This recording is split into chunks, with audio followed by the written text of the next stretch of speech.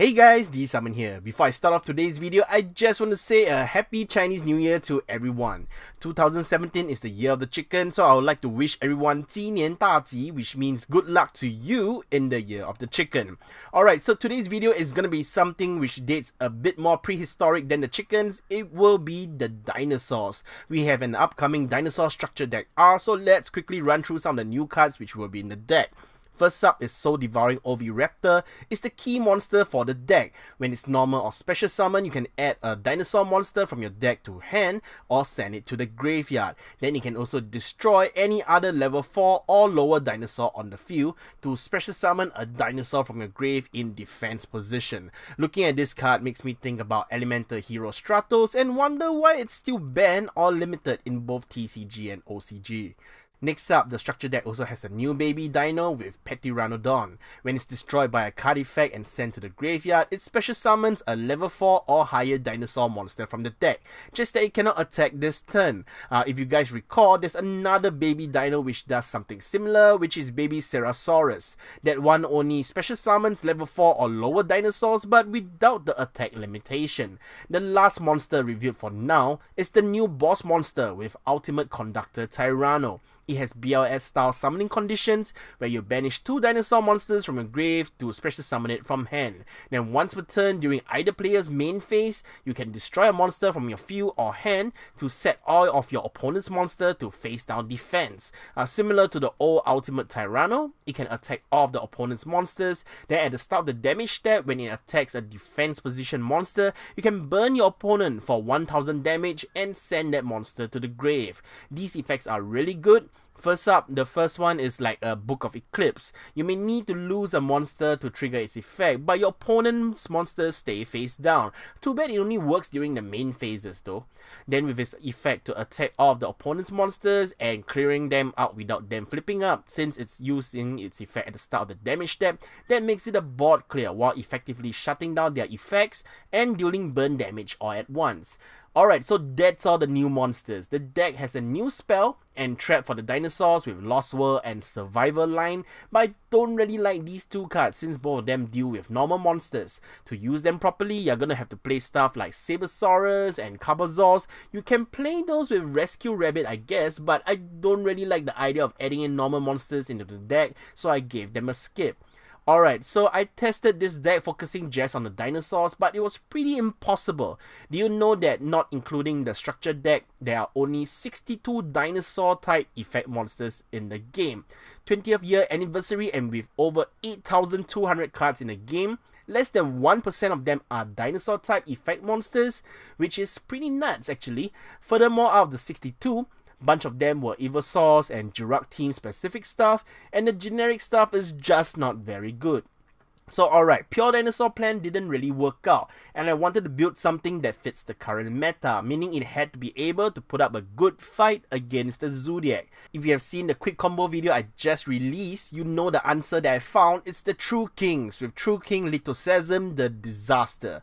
So while Litosezum is simple, your 2 baby dinos are Earth, so Litosezum can summon itself by destroying 2 of the baby dinos. That triggers their effects to special summon 2 more dinos, while Litosezum gets rid of 3 of your opponent's extra deck stuff, which is very important in the current meta with the Zodiacs running rampant. With that in mind, here's the deck list. 3 Litosezums are the only True Kings in the deck. I've seen some builds using multiples of the level 9s so that they can make VFD and stuff more easily, but I like my decks to have a more consistent strategy, so I'll rather focus on the dinosaurs rather than just mix them all up. Dinos wise, it's a couple of Ultimate Conductor Tyrannos as your boss monsters. I really like the Book of Eclipse effect, so I decided to play 2 of them. Dogoran is a nice kaiju since it's also a dinosaur, which can be searched out by Oviraptor. 3 Phantasma Mycerosaurus makes for more special summoning and gives immunity to your dinos. Then 3 Oviraptors is of course necessary.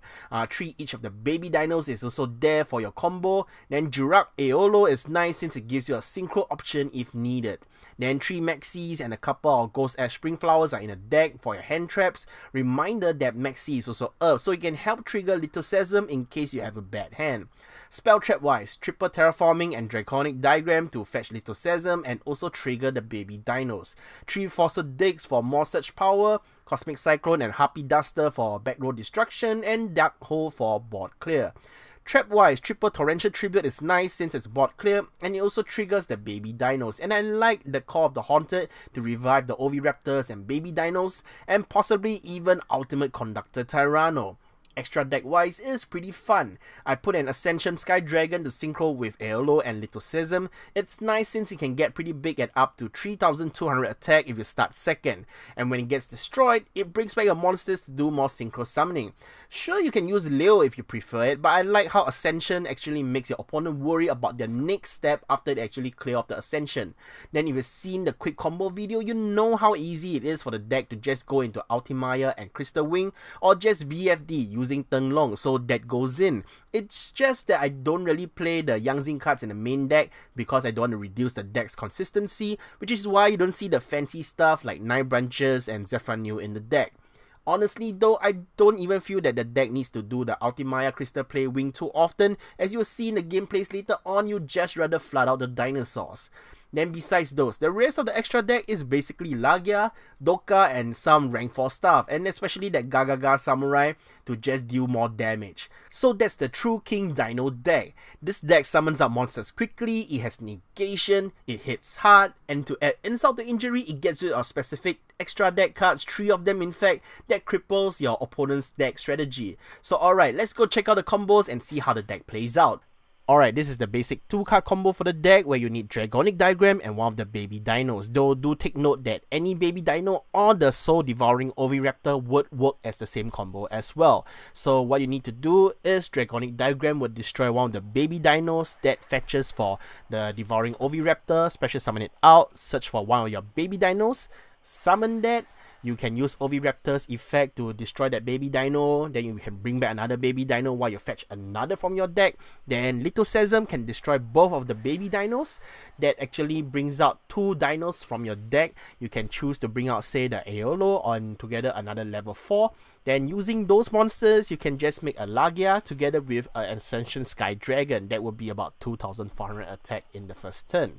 If you have another card in your hand, for example this Phantasmal Miserasaurus, you can actually switch up the combo a little bit. So what you can do is actually using that same combo, you can actually bring out the Little Sesame and then you bring out 2 dinosaurs from your deck. This time round, you bring out 2 level 4s, then after that you use the Phantasmal Miserasaurus hand effect, discard it to the graveyard, then use its grave effect, bring out another level 4 dino, and you can bring both Lagia and Doka on the field at the same time.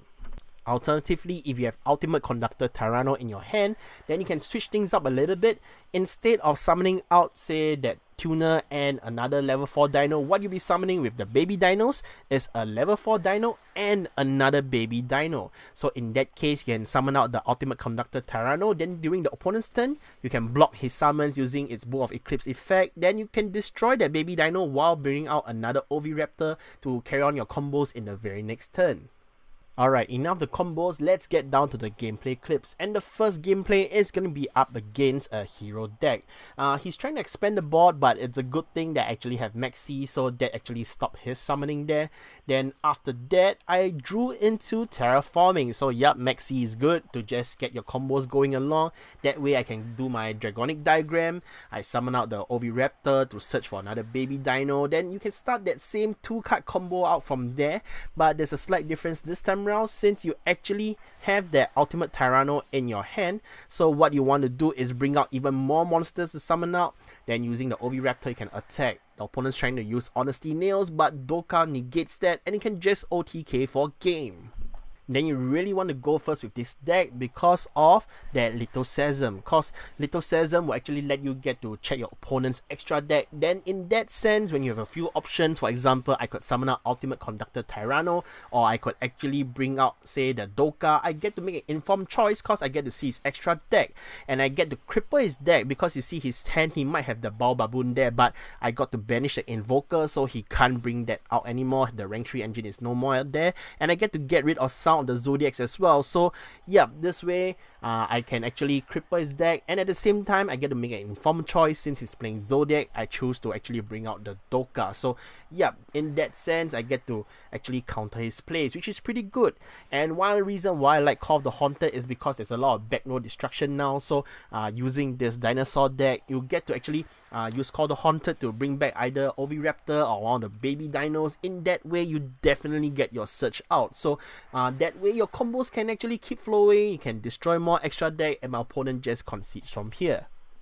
Then Ghost Ash and Spring Flowers is a really nice card to add into any deck, simply because it negates so many different cards. For example, I was playing against this guy who was playing Morphatronics. Then Morphatronics have one very nice spell card, which is the Morphatronic Accelerator. But well, this card can actually get to destroy a card and let the opponent get to draw, but since it lets the opponent draw, that Ghost Ash and Spring Flowers actually negates that. So yep, it's a really nice hand trap to have since it deals with so many situations. Then well, sometimes going on the combos from there, you don't always get to use the Little Sesam's effect, simply because your hand might not always have such a good hand. But as long as you have a baby dino, another monster to just trigger off Little Sesame effect, you can get to destroy the baby dino. That brings out your soul devouring Oviraptor, and then you can start the combos from there. You can see over here using say a Gagaga Samurai in the deck together with some burn damage from that boss monster. Then yeah, we can actually do an OTK really easily. That being said though, this deck really needs to draw into both sides at the same time, the dinosaur side and the true king side. Cause if you're missing the true kings, the dinosaurs themselves are a lot more slower since you can't really trigger the baby dinos effects easily. So you need to rely on stuff like, for example, this Torrential Tribute to actually get you to clear the whole board, while at the same time you can bring up more dinosaur stuff from the deck. For example, another Oviraptor. Then in that sense you can trigger off the combos. You can at least bring out say a Lagia together with another dino. So in that sense you can actually get to deal like about half a life damage. It's a lot slower, but you can gain advantage from there. So yeah, that's how you'll want to play the deck. That's why I like the Torrential Tribute inside the deck. So yeah, with the opponent, well, he can't do very much. He got slowed down by quite a lot, but you can see this deck here, it just brings out the Lagia easily, then bring out the boss monster, clear the opponent's board, and just go for a game. Take note that you do have to switch up your playstyle when you're going against certain deck. For example, my opponent is actually playing this Prediction Princess Subterror deck, which is a slight problem because this Subterror deck, it can get flipped up at any time due to Tarote's effect. Then when you flip up, everything gets set down, which is a problem for your deck because you actually want to have all your monsters face up, otherwise you can't trigger say your Oviraptor effect. So yeah, there's a slight problem there, so you need to play around that and make sure that you can actually still destroy your baby dinos from hand. So in that way you can actually bring up monsters when all the monsters get set. At least the Tarote can get destroyed, and also at the same time you can get rid of the Hidden City using say hopefully the Cosmic Cyclone, which is very good simply because once you have gotten rid of say the Hidden City, he can't trigger his Subterror effects that easily. So once he can't trigger this Ultra Mephos when I attack, that's enough for the game simply because you do have the Ultimate Conductor Tyranno. So using Ultimate Conductor Tyranno, it can actually attack and it can destroy the defense position monsters at the start of the damage step. So it won't get flipped up, you won't get to trigger, your opponent won't get to trigger those effects. Then at the same time though, even if he can get to trigger them, you can build up stuff like say the Dokka on the board.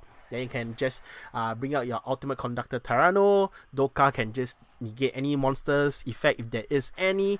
Then Conductor Tyranno clears the board, all your other monsters attack and go for game.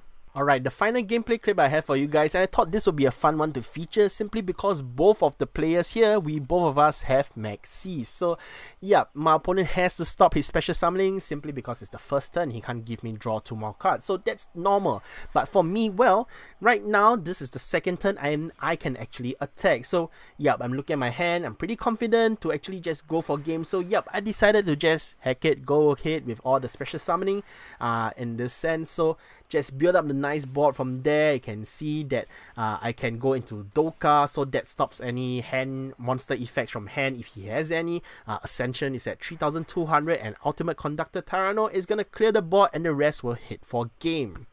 So that's the entire deck. I actually really enjoyed playing this deck, and it's nice to play something anti-Zodiac for once rather than just join with the meta. Alright, so what do you guys think about the deck? Make sure to let me know in the comments below. Thanks a lot for watching, guys. This is D Summon signing out.